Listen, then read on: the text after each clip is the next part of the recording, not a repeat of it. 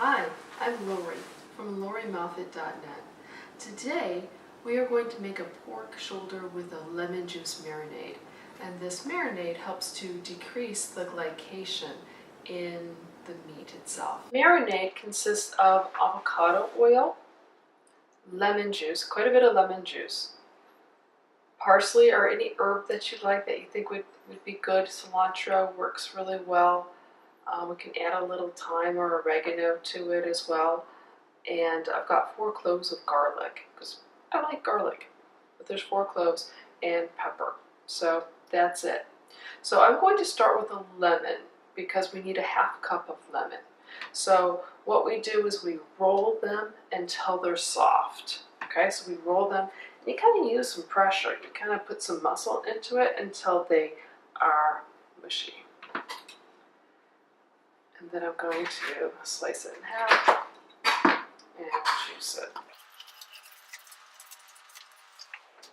So I really like to marinate meat because it helps to decrease on the advanced glycation end products, and we call those ages.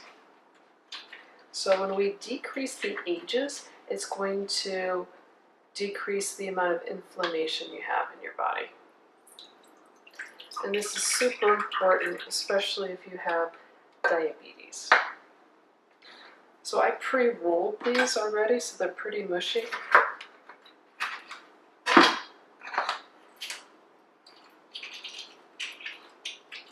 And I think it's going to take all these 3 lemons that I have.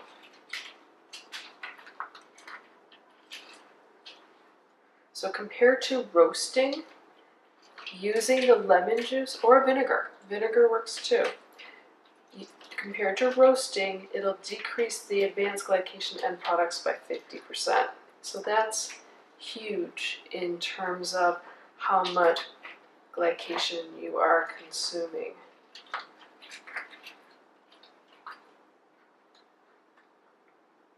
Other ways that we consume glycation, the ages, is by eating roasted nuts, anything that's roasted, anything that's grilled.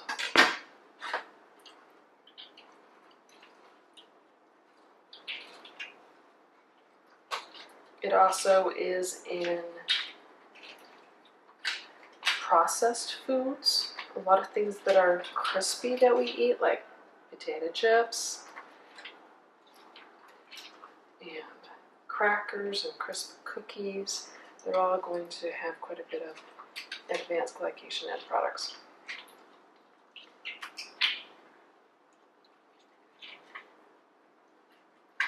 Meat is a huge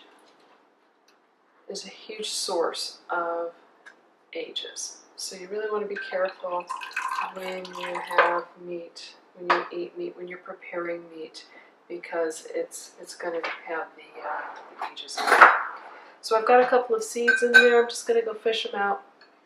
But that's a ½ cup there. Then I'm going to add a 1/3 cup avocado oil.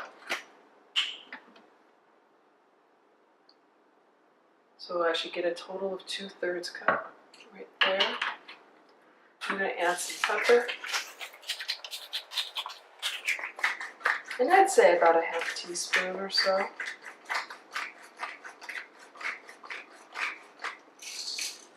And then I'm going to chop up my garlic. So the garlic, I like to cut off the end first. So I cut off all the ends of the garlic. And then I'm going to make it easy to peel. To make it easy to peel, I smash it.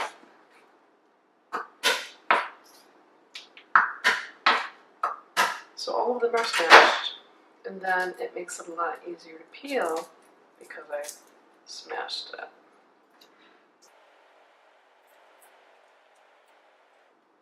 And then I'm going to cut it up pretty much as fine as I can. So this is going to be a mince. I'm going to cut it up very finely.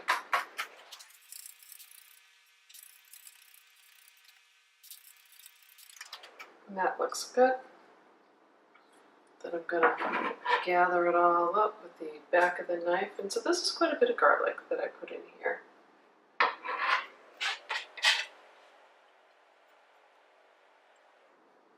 And then I've got parsley. So 1/3 to 1/2 cup. I'm going to cut off the ends. And then I'm going to cut it in half. I'm going to pile it all on top of each other. And that just makes it so that I'm chopping for less time.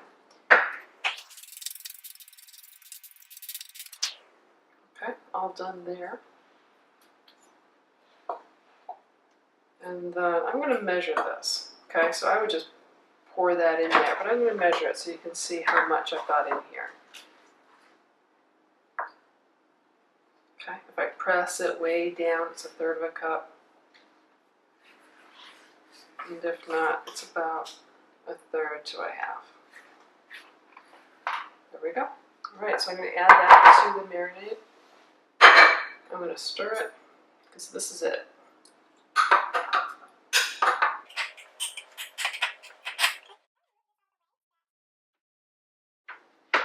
I can bring in my Dutch oven. So this is a Dutch oven, which is a nice thing to have.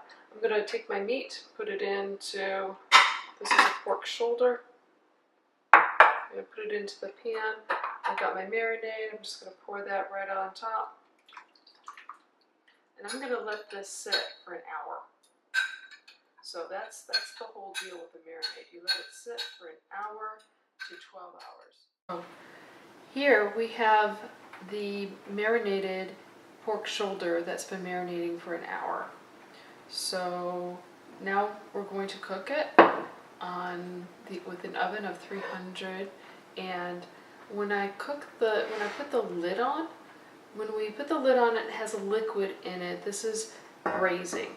So I'm going to put the lid on so that the lid is cracked, so that there is some space here so that it has the steam can escape. If we keep the lid on completely, the meat is going to be more white and it's going to have a lot of liquid in it. And that's okay, but I'd like to have a little bit of steam coming out so it won't be quite as liquidy. It's going to help to reduce some of the stock that is produced.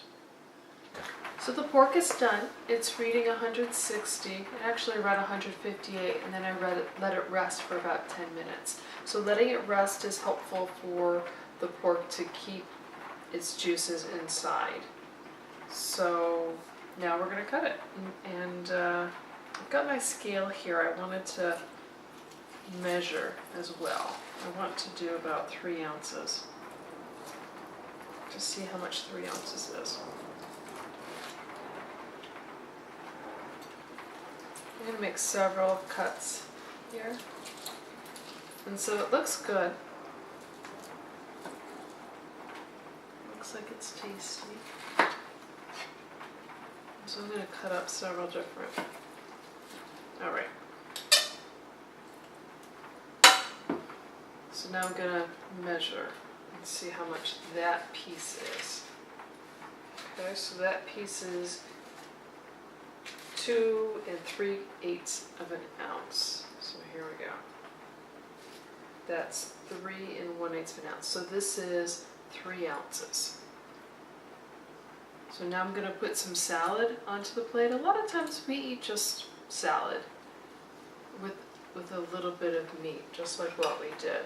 So we do 3/4 of the plate would be of the vegetable.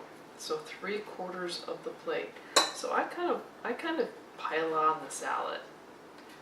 This has very few calories, and all of this colorful is high in the antioxidants, and it's really very healthy. And so then I would put the pork on top and done.